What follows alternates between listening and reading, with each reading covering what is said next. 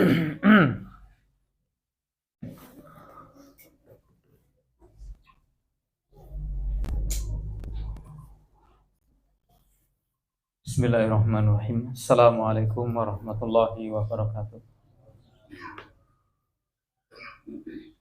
Alhamdulillahi hamdan katsiran thayyiban mubarakan fih kama yuhibbu rabbuna wa yardahu, wa asyhadu an la ilaha illallah wahdahu la syarika lahu, wa asyhadu anna Muhammadan abduhu wa rasuluhu wa habibuhu wa khaliluhu safiyuhu min khalqihi safiru bainahu wa baina ibadihi.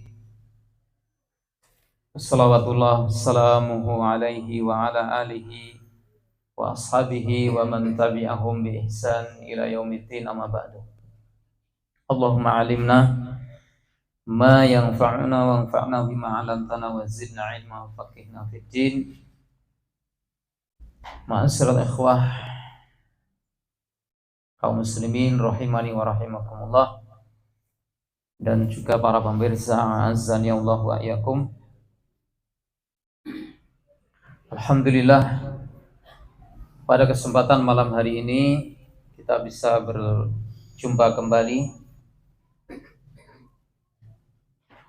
dalam agenda yang insyaallah ta'ala diridhai oleh Allah Subhanahu wa ta'ala, yaitu untuk mengkaji kitab Riyadhus Shalihin yang ditulis oleh beliau Al-Imam Abu Zakaria Yahya bin Sharaf An-Nawawi rahimahullahu ta'ala. Dan alhamdulillah, pada pertemuan yang sebelumnya kita telah membahas yaitu tentang perintah untuk menjaga sunnah dan adab-adab yang diajarkan, yang diterangkan atau yang dicontohkan oleh Rasulullah Shallallahu Alaihi Wasallam. Dan alhamdulillah selesai dari bab tersebut. Untuk itu pada malam hari ini kita akan melanjutkan bab berikutnya. Ini masih pada bab-bab yang menekankan kita untuk selalu merujuk dan kembali dan juga berpedoman kepada ajaran-ajaran yang disampaikan oleh Rasulullah sallallahu alaihi wasallam. Dan semuanya berkaitan erat dengan konsekuensi kita sebagai orang beriman.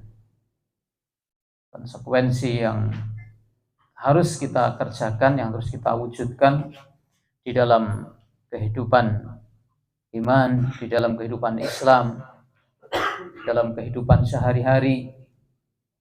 Bagaimana kita menerapkan yaitu ajaran Rasulullah dalam kehidupan kita, dalam segala hal. Oleh karena itu pada bab yang akan kita pelajari ini, kalau kita perhatikan ini masih punya kaitan yang erat dengan bab yang sebelumnya. Bahkan hadis-hadisnya dan juga ayat-ayatnya ini adalah ada ikatan-ikatan yang sangat kuat. Tetapi ini lebih khusus lagi pembahasannya, yaitu tentang bagaimana seorang mukmin itu harus menjadikan Rasulullah sallallahu alaihi wasallam ya sebagai hakim di dalam kehidupannya.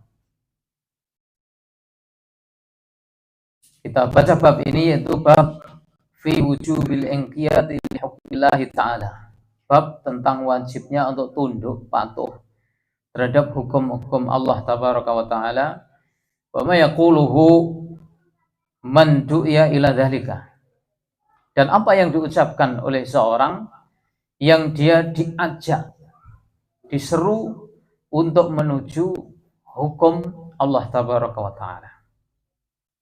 Wa umira bima'ruf au nuhiya 'an munkar, dan bagaimana sikap seorang kalau dia itu diperintahkan kepada yang ma'ruf, ya, diajak kepada yang baik-baik, yang ma'ruf, yang sesuai dengan syariat. Dan bagaimana kalau seorang itu kemudian dilarang, dicegah atau diingatkan dari perkara-perkara yang mungkar, yaitu perkara-perkara yang menyelisihi dari aturan Allah Ta'ala dan aturan Rasulullah Sallallahu Alaihi Wasallam.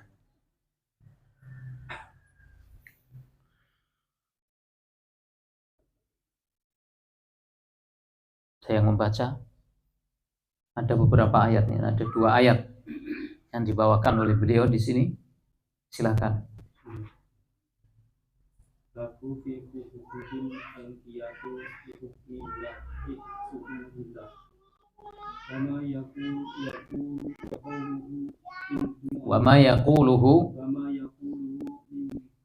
man du'iya ila zalika wa umira bima'rufin au nuhiya an munkarin. Qala Allah ta'ala fala wa rabbika la yu'minuna hatta yuhaqqimuka bima sajara bainahum thumma la yajidu fi anfusihim harajan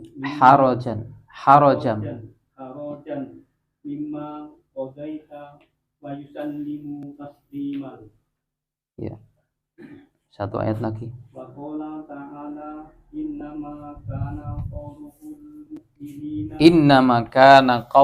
mu'minin idza du'u ila Allahi wa rasulihi liyahkuma bainahum an yaqulu sami'na wa ata'na wa ulaika humul muflihun. Ya.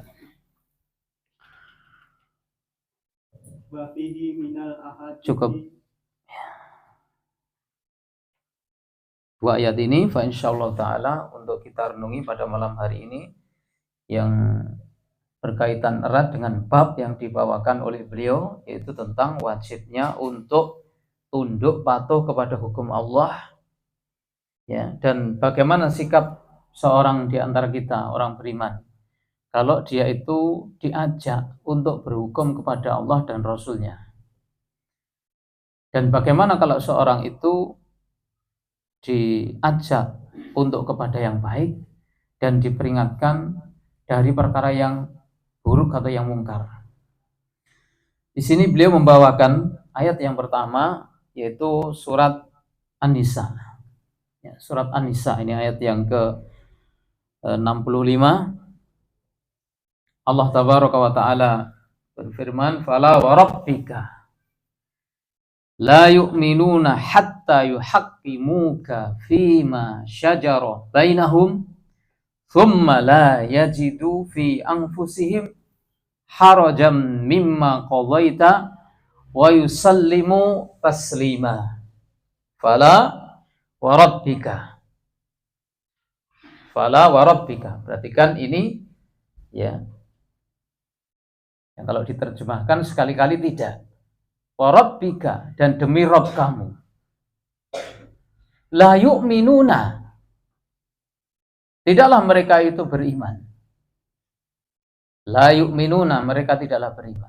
Hatta yuhaqqimuka fima syajara bainahum, sampai mereka itu menjadikan kamu sebagai hakim. Hatta yuhaqqimuka, sampai mereka itu menjadikan engkau sebagai hakim, berhukum kepada engkau, wahai, yaitu Nabi Muhammad sallallahu alaihi wasallam. Fima syajara bainahum, tentang apa-apa yang mereka perselisihkan, tentang apa-apa yang diperselisihkan di antara mereka. Thumma la yajidu fi anfusihim, kemudian setelah itu tidak ada di dalam diri mereka kesempitan atau keraguan. Wa yusallimu taslima, kemudian mereka menerima dengan sepenuhnya. Jadi ini ayat yang agung sekali. Allah Ta'ala menjelaskan kewajiban yang besar bagi kita semuanya, yaitu orang-orang yang beriman. Jadi secara global makna ayat ini menggambarkan bahwa beriman kepada Allah Subhanahu wa taala itu tidak sebagaimana yang disangkakan oleh sebagian dari orang, yaitu sekedar percaya, kemudian kalau diajak berhukum kepada Rasulullah maka mereka berpaling. Nah ini.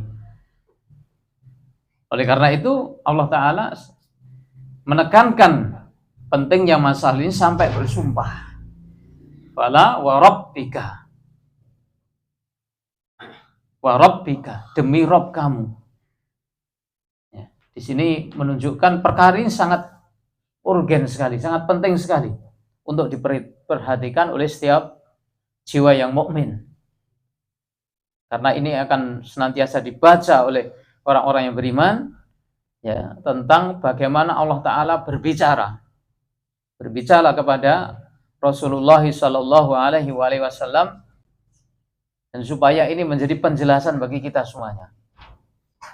Demi Rob kamu, jadi Rabbika, fala wa rabbika, demi wa rabbika, al-qasam itu menunjukkan perkara yang disampaikan adalah perkara yang penting.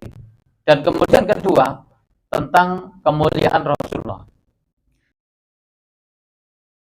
Rabbika wa rabbika, demi Rabb kamu. Nah, Rasulullah disandingkan dengan Rabbnya Subhanahu wa ta'ala. Maka ini adalah termasuk dalam rububiyah khasah, yaitu dalam artian Rabb, ya, Nabi Muhammad SAW dalam bentuk yang sangat khusus sekali. Sehingga ini mengandung kemuliaan dan keutamaan Rasulullah Sallallahu Alaihi Wasallam.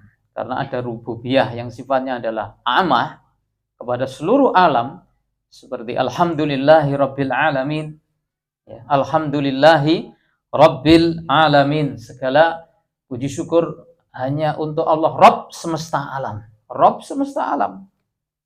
Ini adalah rububiyah amah, yaitu rububiyah yang sifatnya adalah umum, mencakup seluruh alam semesta.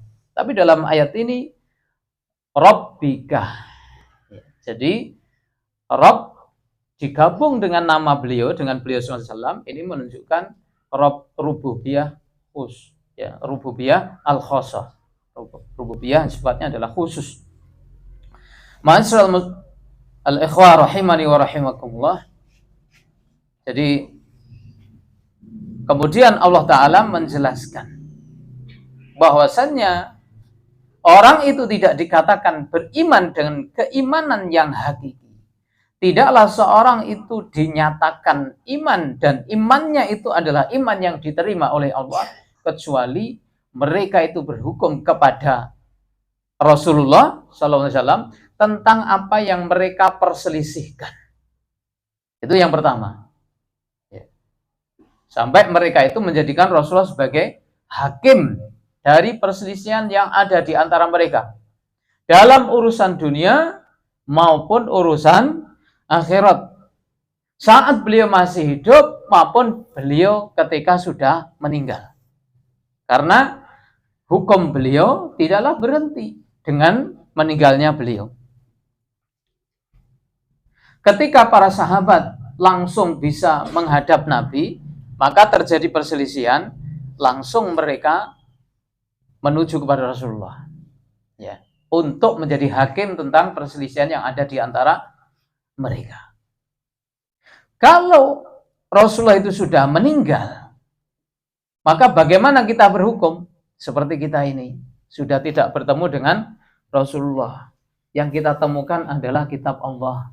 Yang kita temukan adalah sunnah-sunnah petunjuk yang beliau ajarkan, dan itu masih lengkap, orisinil, ada sampai akhir zaman. Nah, itulah yang menjadi rujukan kita semuanya. Ya, jadi sunnah-sunnah yang beliau ajarkan, dan itu masih terdokumentasi dengan baik, dengan rinci, dengan lengkap, maka itu adalah nikmat Allah yang hendaknya kita jadikan sebagai pedoman, pegangan dalam masalah apa saja. Jadi tidak ada halangan Walaupun Rasulullah tidak ada di tengah kita dalam artian jasad beliau, tapi ayat ini tidaklah kemudian tidak berlaku. Tidak berarti kemudian tidak berlaku, tetap berlaku. Ya. Tetap berlaku sampai akhir zaman. Jadi dijelaskan oleh para ulama tafsir, itu dalam urusan dunia maupun akhirat. Kalau dalam urusan dunia saja terjadi perselisihan, kemudian para sahabat itu datang kepada Rasulullah, apalagi dalam masalah akhirat. Nah ini, karena termasuk dari sebab nuzul ayat ini itu dalam urusan dunia yang dibawakan oleh para ulama tafsir. Karena terjadi perselisihan antara yaitu sahabat Zubair, yang beliau adalah anak paman Rasulullah SAW, dengan seorang dari sahabat Ansor, ya, dengan salah seorang dari sahabat Ansor. Perselisihan itu tentang masalah dunia, karena itu perselisihan adalah tentang mengairi sawah. Perselisihan tentang mengairi sawah atau kebun atau ladang. Terjadi perselisihan. Karena mungkin yang satu minta didahulukan, kemudian yang satu juga lebih berhak untuk diairi lebih dulu, merasa lebih berhak untuk mendapatkan pengairan lebih dahulu. Nah ini. Maka kemudian Rasulullah menengahi tentang perselisihan di antara mereka. Mengatakan kepada sahabat Zubair, "Wahai Zubair, kamu airi kebunmu ini. Kemudian setelah itu kamu alirkan kepada tetanggamu itu." Nah, ini pertengahan atau bagaimana Rasulullah menghakimi perselisihan di antara mereka. Ya, yang satunya ini tidak terima. Ya Rasulullah, apakah karena dia itu kerabatmu, anak pamanmu, sehingga kamu dahulukan? Ini yang jadi masalah.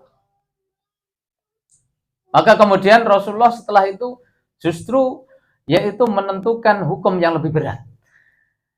Bagaimana beliau mengatakan, ya sudah kalau begitu, wahai Zubair, kamu penuhi, kamu airi kebunmu itu sampai pematang, baru nanti boleh kamu alirkan kepada tetanggamu itu. Hukumnya lebih berat, karena yang pertama adalah bagaimana? Diairi, nggak sampai penuh, sampai pematang.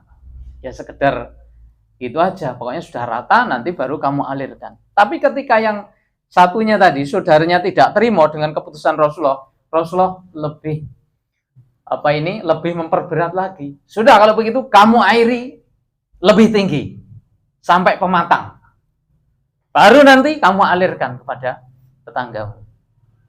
Itu untuk mengajarkan bahwasannya keputusan Rasulullah itu ya, tidak boleh diganggu-gugat. Kalau Rasulullah sudah menjadi hakim di tengah mereka, maka harus diterima. Ya. Harus diterima. Itu walaupun ayat ini dikatakan atau dijelaskan oleh para ulama turun tentang masalah itu, tapi ini mencakup semua hal. Ya, mencakup semua hal yang terjadi di antara kaum muslimin. Karena ibrahnya itu adalah la bi khususis sabab, walakin bi umumil al-lafaz. Jadi ibrah itu bukan karena khususnya sebab, karena masalah itu kemudian tidak menyentuh kepada yang lain, tidak, tapi adalah berdasarkan keumuman dari lafaz yang ada. Lafaz yang ada dalam yaitu ayat Allah Ta'ala tersebut. Itu yang pertama. Kemudian masyaallah ikhwah rahimani wa rahimakumullah, dalam ayat yang mulia itu setelah seorang itu berhukum ya kepada Rasulullah sallallahu alaihi wasallam, maka yang kedua adalah ketundukan. Ya. Setelah menerima, ya setelah Rasulullah menghukumi, maka hendaknya hukum itu diterima. Sehingga tidak ada di dalam hatinya itu kesempitan atau keraguan. Artinya harus lapang. Harus lapang dalam menerima ketentuan dari Nabi Shallallahu Alaihi Wasallam. Ojo sampai kemudian ada kebencian, ya, ada tidak terima dalam dirinya, ada kemarahan yang grundel, ya, dan lain sebagainya, tidak. Tsumma la yajidu fi anfusihim harajan mimma qadaita. Kemudian mereka tidak mendapati dalam diri mereka kesempitan. Ada yang menafsirkan itu keraguan. Artinya apa?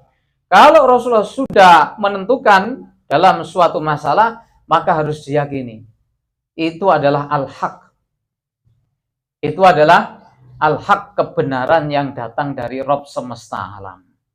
Karena Rasulullah tidak berbicara ya berdasarkan hawa nafsu, tapi Rasulullah berbicara sesuai dengan wahyu yang diterimanya dari Allah Tabaraka wa Ta'ala.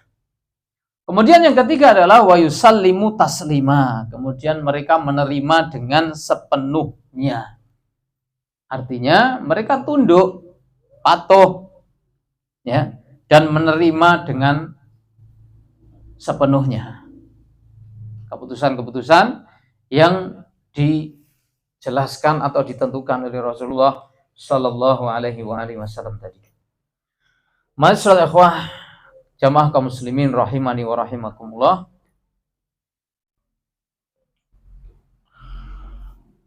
Jadi di dalam ayat ini, satu ayat yang kita baca pada pertemuan malam hari ini, itu ada syarat keimanan. Ada syarat keimanan. Artinya apa? Sebagai orang mukmin, konsekuensi dari iman mereka itu harus terpenuhi apa yang disebutkan Allah dalam ayat ini. Sehingga kalau mereka memenuhi ini, mereka akan termasuk orang yang iman dengan keimanan yang jujur atau iman dengan keimanan yang benar, yang sempurna.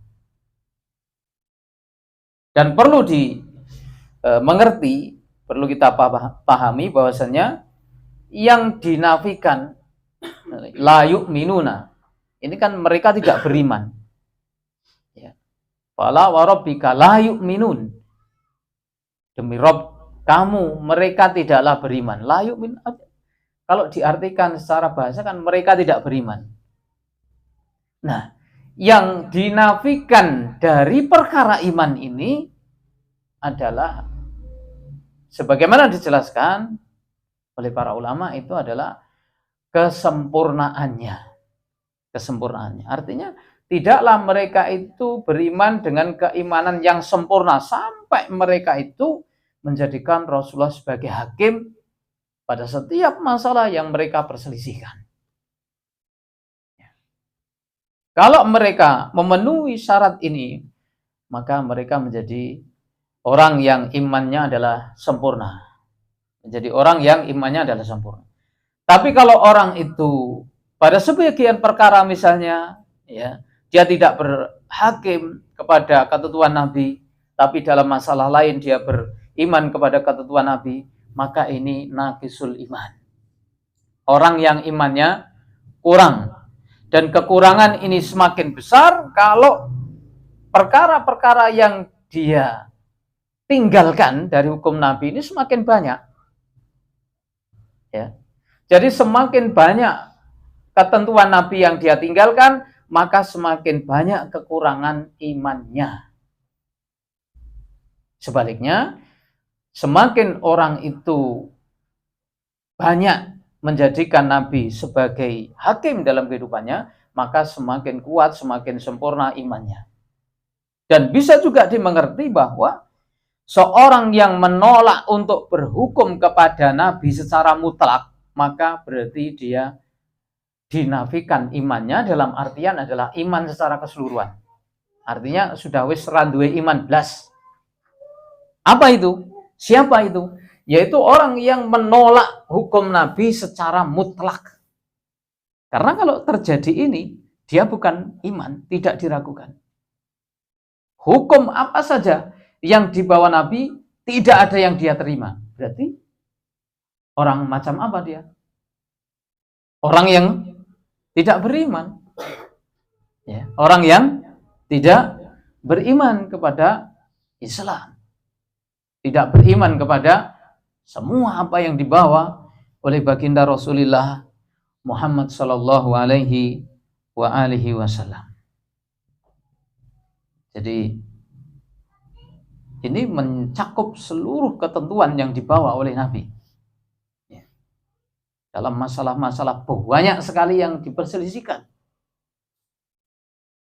Banyak sekali yang diperselisihkan oleh umat ini.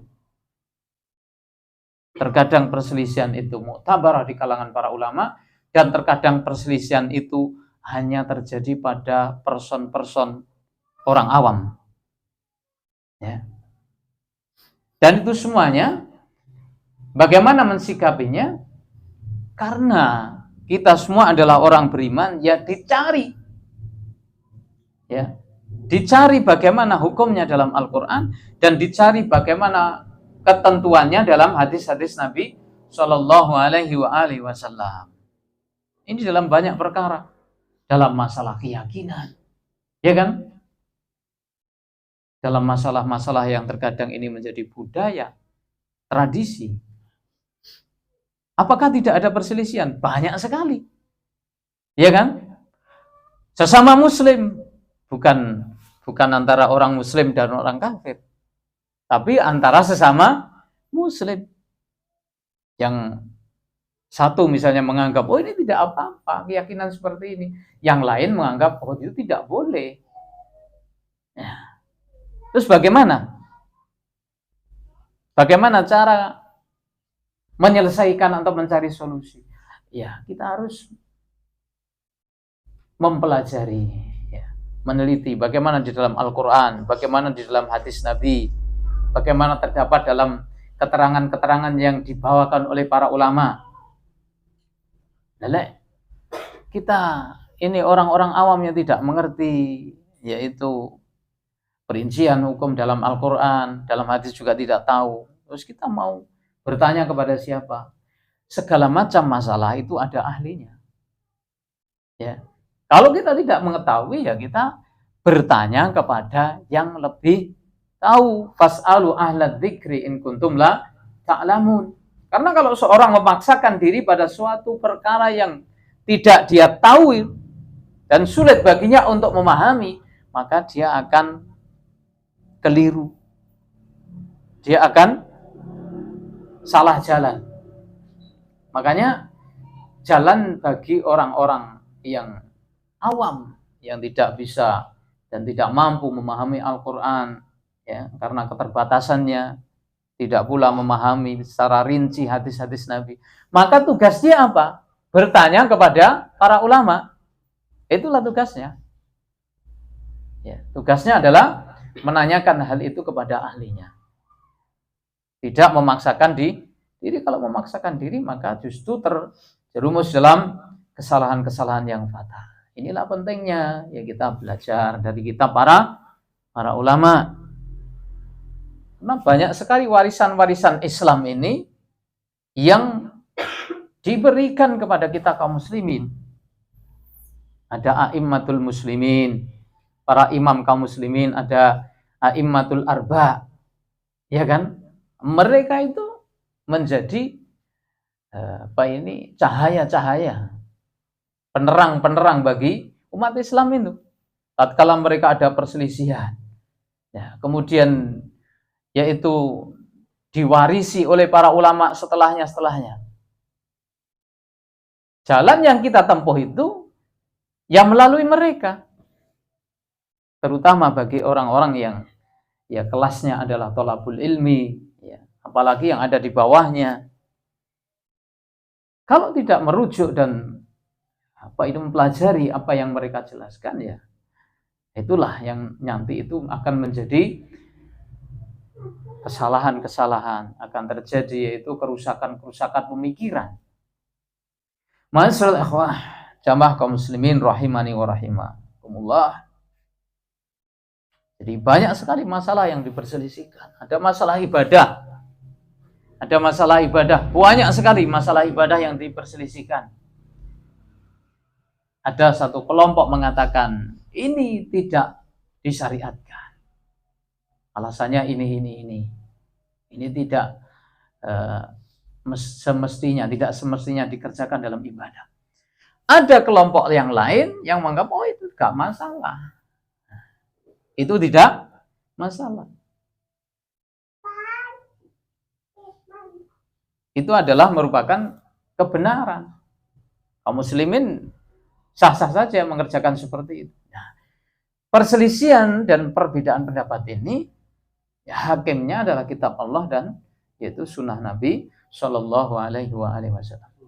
Makanya semakin kita ini memahami kepada Al-Quran dan hadis dan juga apa yang dijelaskan oleh para ulama, maka kita akan semakin bisa selamat dari perselisihan-perselisihan yang ada. Artinya apa? Kita akan bisa menempatkan pada posisi yang semestinya dalam masalah-masalah yang diperselisihkan. Karena ini adalah merupakan satu hal yang menjadi tabiat adanya perselisihan, adanya perbedaan pendapat. Ya, yang satu kelompok mensahihkan hadis ini, yang satu kelompok lagi mendhaifkan. Itu masalah-masalah yang lumrah dan sering terjadi pada tengah umat ini di kalangan para ulama. Nah, bagaimana mensikapi itu? Mensikapi itu adalah kita harus banyak mengetahui, memahami, ya. Bagaimana para ulama yaitu menjelaskannya. Bagaimana para ulama menerangkannya dan menengahi, mengkompromikan antara pendapat-pendapat ini. Sehingga itu nanti ya perselisihan-perselisihan yang terjadi dalam masalah yang furu'iyah ini, perselisihan tetap ada, tetapi kerukunan tetap ada juga. Ya, kerukunan dan persatuan tetap terjalin di antara kaum muslimin. Ma'asyiral ikhwah rahimani wa rahimakumullah. Kemudian ayat yang berikutnya tadi yaitu qala Allah Ta'ala innama kana qaulal mu'minina idza du'u ila Allah wa rasulihi liyahkuma bainahum ayaqulu sami'na wa ata'na wa ulaika humul muflihun. Innama qaulal mu'minin hanyalah ucapan orang yang beriman. Maksudnya adalah apa ini? Maksudnya yaitu semestinya sikap orang beriman itu seperti yang ada dalam ayat ini. Bukan seperti sikap orang yang yaitu mereka mengaku beriman tapi ketika diajak berhukum kepada Allah dan Rasulnya mereka berpaling. Dan sebelum ayat ini itu ada rentetan bagaimana sikap orang munafik itu ketika mereka diajak berhukum kepada Allah dan Rasulnya. Justru mereka itu suka berpaling dan kemudian justru berhukum kepada hukum selainnya, kepada tauhid atau yang semisalnya. Jadi Rasulullah ada di tengah mereka. Dan mereka diperintahkan untuk berhukum kepada Rasulullah, tapi justru mereka itu lebih suka kalau dihakimi oleh orang Yahudi misalnya atau yang lainnya dari tokoh-tokoh masyarakat yang ada. Nah itu. Maka diingatkan dalam ayat ini, kalau memang orang itu benar iman, innama kana qaulal mu'minin. Sesungguhnya hanyalah ucapan orang beriman itu, artinya ini adalah sikap orang beriman ketika diperintahkan, diajak untuk berhukum kepada Allah dan Rasulnya dalam masalah apa saja, ayaqulu sami'na wa ata'na. Hendaknya mereka mendengar. Mendengar ini sikap pertama adalah memperhatikan, ngrungokne. Jadi benar-benar diperhatikan. Kemudian wa ata'na itu adalah sebagai bentuk al-ijabah. Ata'na itu kan pelaksanaan. Kalau sami'na itu ngrungokne, kalau ata'na itu melaksanakan bentuk konkretnya. Nah, itu. Jadi menerima ya dengan pendengarannya dan juga hatinya dan juga jasadnya. Jadi, telinganya mendengarkan, ya lisannya mengucapkan untuk menerima, dan anggota tubuhnya melaksanakan. Innama kana qaulal mu'minina idza du'u ila Allah wa rasul. Idza du'u ila Allah wa rasul. Jika mana, bila mana diseru, diajak untuk menuju Allah dan Rasulnya, maksudnya adalah kepada Al-Quran dan Sunnah. Jika diajak untuk berhukum atau berpedoman atau berpegangan kepada kitab Allah, Al-Quran dan Sunnah Nabi SAW, maka seharusnya mengatakan sami'na wa ata'na. Kalau sudah ada ketentuan dalam Al-Quran, sudah ada ketentuan dalam hadis Nabi, ya itu ambil, ya, dengarkan itu dan taatilah itu. Itulah konsekuensi kita sebagai orang-orang yang beriman. Itu harus ada upaya, ya, itu harus ada upaya dari kita semuanya untuk menuju kepada arah itu, karena ini adalah merupakan syarat dari keimanan dan sikap yang mesti harus diambil, karena Allah Ta'ala mengajarkan sikap yang benar di dalam ayat ini, bahwasanya orang beriman itu harus benar-benar tunduk patuh secara mutlak kepada Al-Quran dan Sunnah Nabi-Nya Shallallahu Alaihi Wasallam dalam segala perkara, dalam banyak hal, dalam masalah keyakinan, dalam masalah akidah, dalam masalah ibadah. Banyak hal dalam masalah ibadah dituntunkan dalam Al-Quran, di dalam hadis Nabi Shallallahu Alaihi Wasallam. Kemudian dalam masalah muamalah, interaksi sosial juga banyak dinukil, dibawakan, dijelaskan dalam Al-Quran dan hadis Nabi Shallallahu Alaihi Wasallam. Yang penting ini dulu, ya. Yang lebih penting dari kita adalah kemauan atau tekad, kesadaran bahwa wajiban orang beriman itu adalah untuk tunduk patuh kepada Al-Quran dan Sunnah Nabi Sallallahu Alaihi Wasallam. Tidak boleh bagi seorang beriman sudah ada hukum dalam Al-Quran, sudah ada hukum dalam hadis Nabi, kemudian dia meninggalkan, justru memilih hukum yang dibuat oleh manusia. Ini tidak boleh. Dalam banyak perkara ini terjadi, ya.